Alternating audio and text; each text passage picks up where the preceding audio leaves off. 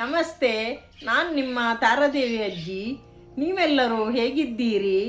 ನಾನು ನಿಮಗೆ ಇವತ್ತು ಸುಲಭದಲ್ಲಿ ಮಾಡುವ ರಾಗಿ ರೊಟ್ಟಿ ಹೇಳಿಕೊಡ್ತೇನೆ. ಅರ್ಧ ಕಿಲೋ ರಾಗಿ ಹಿಟ್ಟಿಗೆ 1 ಲೋಟ ಗೋಧಿ ಹಿಟ್ಟು, ಆಮೇಲೆ 1 ಚೊಂಬು ನೀರು, ಕಾಯಿ ತುರಿ ಅರ್ಧ ಗಡಿ, 1 ಇಂಚಿನಷ್ಟು ಶುಂಠಿ ಚೂರು ಮಾಡಿದ್ದೇನೆ, ಒಂದು 4 ಹಸಿಮೆಣಸು ಚೂರು ಮಾಡಿಟ್ಟಿದ್ದೇನೆ, 2 ಗೆಡ್ಡೆ ನೀರುಳ್ಳಿ ತುಂಡು ಮಾಡಿಟ್ಟಿದ್ದೇನೆ, ಆಮೇಲೆ ಕೊತ್ತಂಬರಿ ಸೊಪ್ಪು ಮತ್ತು ಬೇವಿನ ಎಲೆ ಇದರಲ್ಲಿ ಉಂಟು, ಮತ್ತು ಅದಕ್ಕೆ 1 ತೆಂಗಿನ ಎಣ್ಣೆ, ರುಚಿಗೆ ತಕ್ಕಷ್ಟು ಉಪ್ಪು. ಈಗ ಹದ ಬಿಸಿ ನೀರು ಯೂಸ್ ಮಾಡ್ತಾ ಇದ್ದೇನೆ.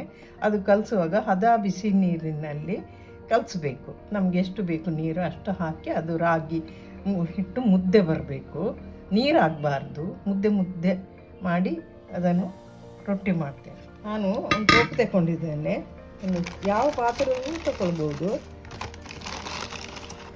ಇದಕ್ಕೆ ನಮಗೆ ಬೇಕಾದಷ್ಟು ಉಪ್ಪು ಹಾಕಿ ಬೇಕು.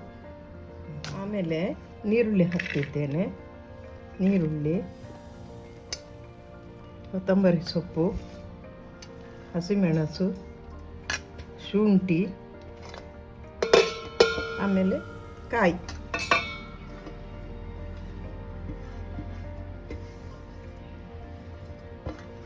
ಆಮೇಲೆ ಸ್ವಲ್ಪ ನೀರು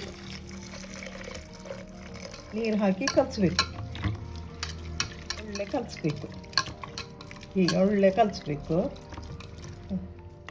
ಈಗ ರಾಗಿ ಹಿಟ್ಟು ಹಾಕ್ತಿದ್ದೇನೆ.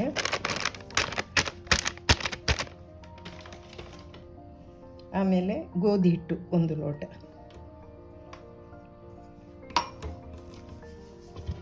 ಹೀಗೆ ಚೆಂದ ಕಲಿಸ್ಬೇಕು.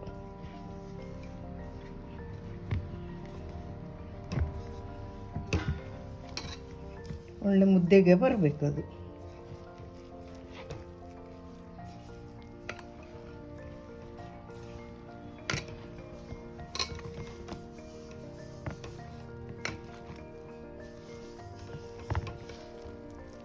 ಗೋಧಿ ಹಿಟ್ಟು ಹಾಕಿ ಒಟ್ಟಿಗೆ ಮಿಕ್ಸ್ ಮಾಡೋದು ಯಾಕಂತ ಹೇಳಿದ್ರೆ, ಅದು ನೀರುಳ್ಳಿ ಬೇವಿನ ಎಲೆ ಅದೆಲ್ಲ ಹಾಕಿದ್ದೀನಲ್ಲ, ಅದು ತಟ್ಟುವಾಗ ಬಿಡು ಆಗ್ತದೆ. ಗೋಧಿ ಹಿಟ್ಟು ಹಾಕಿದರೆ ಅಂಟು ಬರ್ತದೆ. ಅದಕ್ಕೆ ಗೋಧಿ ಹಿಟ್ಟು ಹಾಕೋದು ರಾಗಿ ಹಿಟ್ಟಿಗೆ.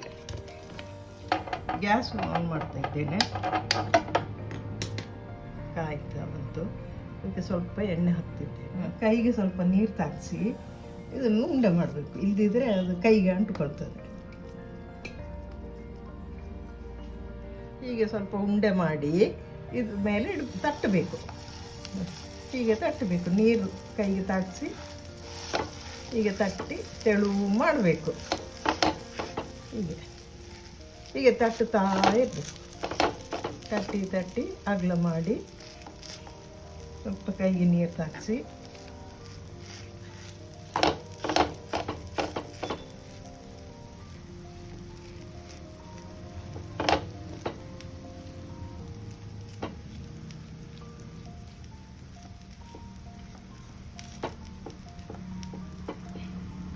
ಸ್ವಲ್ಪ ತೆಂಗಿನ ಎಣ್ಣೆ ಹಾಕ್ತಾ ಇದ್ದೇನೆ.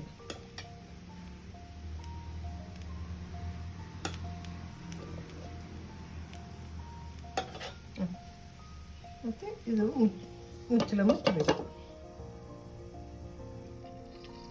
ಈಗ ಮುಚ್ಚಳ ತೆಗೆದು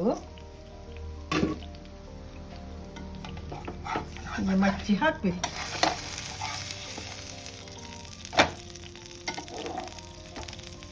ಮಚ್ಚಿ ಹಾಕಿ ಹೀಗೆ ಮಾಡಬೇಕು.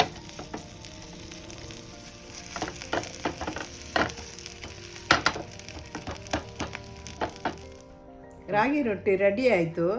ನಾನು ಟೇಸ್ಟ್ ನೋಡ್ತಾ ಇದ್ದೇನೆ.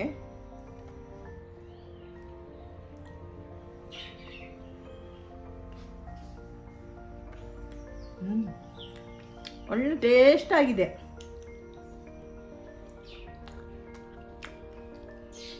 ನಾನು ಕಾಯಿ ಚಟ್ನಿ ಮಾಡಿದ್ದು.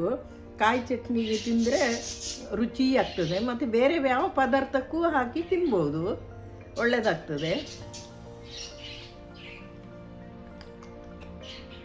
ರುಚಿಯಾಗಿದೆ. ಬನ್ನಿ ಎಲ್ಲರೂ.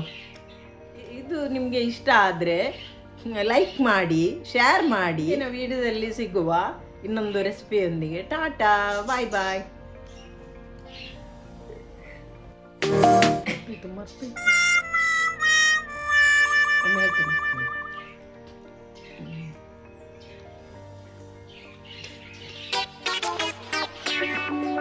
ಹೇಳಿ, ಆಯ್ತು ಸಿಗುವ.